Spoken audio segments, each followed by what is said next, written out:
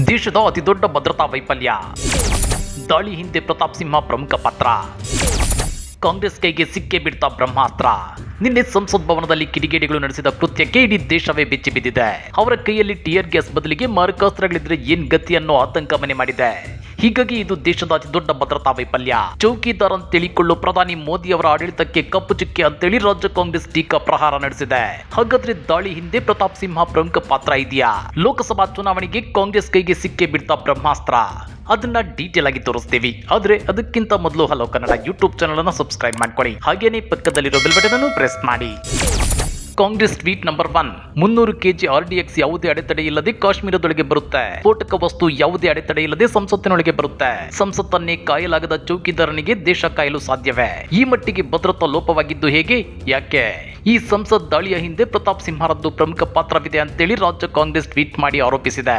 ಅಷ್ಟೇ ಅಲ್ಲ, ಈ ಹಿಂದೆ 2001ರಲ್ಲಿ ಇದೇ ದಿನ ಸಂಸತ್ ಭವನದ ಮೇಲೆ ಉಗ್ರರ ದಾಳಿಯಾಗಿತ್ತು. ಆಗಲೂ ಬಿಜೆಪಿ ಆಡಳಿತವಿತ್ತು. ಈಗ ಸಂಸತ್ ಭವನದ ಒಳಗೆ ಭದ್ರತಾ ಲೋಪವಾಗಿದೆ. ಪುಲ್ವಾಮಾದಲ್ಲಿ ಯೋಧರನ್ನು ರಕ್ಷಿಸಲಾಗಲಿಲ್ಲ. ಸಂಸತ್ನಲ್ಲಿ ಸಂಸದರನ್ನು ರಕ್ಷಿಸಲು ವಿಫಲವಾಗಿದೆ. ಈ ದಾಳಿಯಲ್ಲಿ ಪ್ರತಾಪ್ ಸಿಂಹರ ಹೆಸರು ಮೇಲ್ನೋಟದಲ್ಲಿ ಕಂಡು ಬಂದಿದೆ. ಸ್ಪೀಕರ್ ಓಂ ಬಿರ್ಲಾ ಅವರು ಕೂಡಲೇ ಪ್ರತಾಪ್ ಸಿಂಹ ಅವರನ್ನ ಸಂಸತ್ ಸದಸ್ಯ ಸ್ಥಾನದಿಂದ ವಜಾಗೊಳಿಸಿ ತನಿಖೆ ನಡೆಸಬೇಕು ಅಂತೇಳಿ ರಾಜ್ಯ ಕಾಂಗ್ರೆಸ್ ಆಗ್ರಹಿಸಿದೆ. Congress tweet number 2. ಸಂಸತ್ತಿಗೆ ನುಗ್ಗಿದ ಘಾತುಕರು ಪಾಸ್ ಪಡೆದಿದ್ದು ಪ್ರತಾಪ್ ಸಿಂಹರಿಂದ. ಈ ದಾಳಿಕೋರರು ಪ್ರತಾಪ್ ಸಿಂಹ ಅವರ ಆಪ್ತ ವಲಯದವರೇ. ಪ್ರತಾಪ್ ಸಿಂಹರಿಂದಲೂ ಈ ದಾಳಿಯ ಷಡ್ಯಂತ್ರ ನಡೆದಿತ್ತೆ. ಈ ಎಲ್ಲಾ ಸಂಗತಿಗಳ ತನಿಖೆ ನಡೆಸಲು ಇದುವರೆಗೂ ಪ್ರತಾಪ್ ಸಿಂಹರನ್ನ ವಶಕ್ಕೆ ಪಡೆದಿಲ್ಲ ಬೇಕೆ? ದೇಶದಲ್ಲಿ ಭದ್ರತಾ ವೈಫಲ್ಯವಷ್ಟೇ ಅಲ್ಲ, ತನಿಖೆಯಲ್ಲಿ ಲೋಪವು ನಡೆಯುತ್ತಿರೋದೇಕೆ? ಸಂಸತ್ ಭವನದೊಳಗೆ ಟಿಯರ್ ಗ್ಯಾಸ್ ಸ್ಫೋಟಿಸಿದ ಆಗಂತುಕರಿಗೆ ಅಕಸ್ಮಾತ್ ಕಾಂಗ್ರೆಸ್ ಸಂಸದರಿಂದ ಪಾಸ್ ಸಿಕ್ಕಿದ್ರೆ ಬಿಜೆಪಿಗರು ಹೇಗೆ ವರ್ತಿಸುತ್ತಿದ್ರು? ಈಗೇಕೆ ಬಿಜೆಪಿ ನಾಯಕರು ಏನೂ ಆಗಿಯೇ ಇಲ್ಲ ಎಂಬಂತೆ ಮುಗುಮ್ಮಗಿದ್ದಾರೆ? ಭದ್ರತಾ ಲೋಪದ ಬಗ್ಗೆ ಬಿಜೆಪಿ ನಾಯಕರು ತುಟಿ ಬಿಚ್ಚದಿರೋದೇಕೆ? ದೇಶ ರಕ್ಷಣೆಯಲ್ಲಿ ಕೇಂದ್ರ ಸರ್ಕಾರ ಸಂಪೂರ್ಣ ವಿಫಲವಾಗಿರುವುದಕ್ಕೆ ಇದು ಸ್ಪಷ್ಟ ಉದಾಹರಣೆಯಲ್ಲವೇ ಕರ್ನಾಟಕ ಬಿಜೆಪಿ ಅಂತೇಳಿ ರಾಜ್ಯ ಕಾಂಗ್ರೆಸ್ ಪ್ರಶ್ನೆ ಮಾಡಿದೆ. Congress tweet number 3. ಸಂಸತ್ತಿನ ಇತಿಹಾಸದಲ್ಲೇ ಈ ಮಟ್ಟಿನ ಭದ್ರತಾ ಲೋಪವಾಗಿರಲಿಲ್ಲ.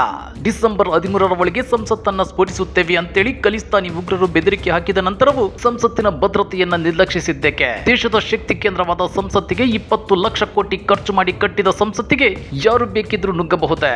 ಕೇವಲ ಒಂದು ಶಾಪಿಂಗ್ ಮಾಲ್ ನಲ್ಲಿ ಇರುವಷ್ಟು ಭದ್ರತೆಯು ಸಂಸತ್ನಲ್ಲಿ ಇಲ್ಲದೆ ಇರೋದು ಬಹುದೊಡ್ಡ ದುರಂತ. ಈ ಕೃತ್ಯಕ್ಕೆ ಕೂಗುಮಾರಿ ಪ್ರತಾಪ್ ಸಿಂಹ ಸಹಕಾರ ಇರೋದು ಇನ್ನೊಂದು ದುರಂತ ಅಂತೇಳಿ ರಾಜ್ಯ ಕಾಂಗ್ರೆಸ್ ಟ್ವೀಟ್ ಮಾಡಿದೆ. Congress tweet number 4. Karnataka BJP ಪ್ರಾಯೋಜಿತ ಬಿಂದಿಗೆ ಪ್ರಾಯೋಜಿಸಿ ಪ್ರತಿಭಟನೆಗೆ ಕಳಿಸಿದ್ದು ಯಾವ ಕಾರಣಕ್ಕೆ? ಸಂಸತ್ನಲ್ಲಿ ಭದ್ರತೆ ಕಲ್ಪಿಸಲು ವಿಫಲವಾದ ಕೇಂದ್ರ ಸರ್ಕಾರದ ನಿರ್ಲಕ್ಷ್ಯದ ವಿರುದ್ಧವೇ. ದಾಳಿಕೋರರಿಗೆ ಪಾಸ್ ಕೊಡಿಸಿ ಅನುಕೂಲ ಮಾಡಿಕೊಟ್ಟ ಪ್ರತಾಪ್ ಸಿಂಹ ಅವರ ದೇಶ ವಿರೋಧಿ ಕೃತ್ಯವನ್ನ ವಿರೋಧಿಸುವುದಕ್ಕ? ದೇಶದಲ್ಲಿ ಭದ್ರತಾ ವ್ಯವಸ್ಥೆ, ಇಂಟೆಲಿಜೆನ್ಸ್ ವ್ಯವಸ್ಥೆ ಸಂಪೂರ್ಣ ಮಕ್ಕಳಿ ಮಲಗಿರುವುದಕ್ಕ? ದೇಶವೇ ಬೆಚ್ಚಿ ಬೀಳುವಂತ ಘಟನೆ ಸಂಸತ್ನಲ್ಲಿ ನಡೆದಿದೆ. ದೇಶದ ಭದ್ರತೆಯನ್ನು ಅಣಕಿಸುವಂತ ಘಟನೆ ಅದು. ಇಡೀ ದೇಶವೇ ಸಂಸತ್ನಲ್ಲಿ ನಡೆದ ಘಟನೆಯ ಬಗ್ಗೆ ಚರ್ಚಿಸುತ್ತಿದೆ. ಆದ್ರೆ ಇದುವರೆಗೂ ಕನಿಷ್ಠ ಪಕ್ಷ ಘಟನೆಯನ್ನ ಖಂಡಿಸಿಯಾದ್ರೂ ಒಂದು ಟ್ವೀಟ್ ಮಾಡಿಲ್ಲ ಕರ್ನಾಟಕ ಬಿಜೆಪಿ. ಇದು ವೈಫಲ್ಯವನ್ನ ಒಪ್ಪಿಕೊಳ್ಳುವ ಮೌನವೇ ಅಥವಾ ಭಯೋತ್ಪಾದಕರ ಚಟುವಟಿಕೆಯನ್ನ ಸಮರ್ಥಿಸುವ ಮೌನವೇ ಅಂತೇಳಿ ರಾಜ್ಯ ಕಾಂಗ್ರೆಸ್ ಟ್ವೀಟ್ ಮಾಡಿ ಪ್ರಶ್ನಿಸಿದೆ. ಹಾಗಾದ್ರೆ ರಾಜ್ಯ ಕಾಂಗ್ರೆಸ್ ನಾಯಕರಿಗೆ ಈ ಘಟನೆಯೇ ಲೋಕಸಭಾ ಚುನಾವಣಾ ಬ್ರಹ್ಮಾಸ್ತ್ರವಾಗುತ್ತಾ? ದೇಶದ ಭದ್ರತಾ ವ್ಯವಸ್ಥೆಯಲ್ಲಿ ಆದ ಈ ಲೋಪಕ್ಕೆ ಕಾರಣ ಏನು? ಸಂಸದ ಪ್ರತಾಪ್ ಸಿಂಹ ಅವರು ಪಾಸ್ ಕೊಟ್ಟವರಿಂದಲೇ ಈ ಘಟನೆ ನಡೀತಾ?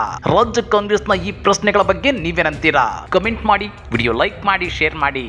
ಇಂಥ ಮತ್ತಷ್ಟು ರೋಚಕ ರಾಜಕೀಯ ಸುದ್ದಿಗಳನ್ನ ಮಿಸ್ ಮಾಡದೆ ನೋಡಬೇಕು ಅಂದ್ರೆ ಹಲೋ ಕನ್ನಡ ಯೂಟ್ಯೂಬ್ ಚಾನಲ್ ಅನ್ನ ಸಬ್ಸ್ಕ್ರೈಬ್ ಮಾಡ್ಕೊಳ್ಳಿ.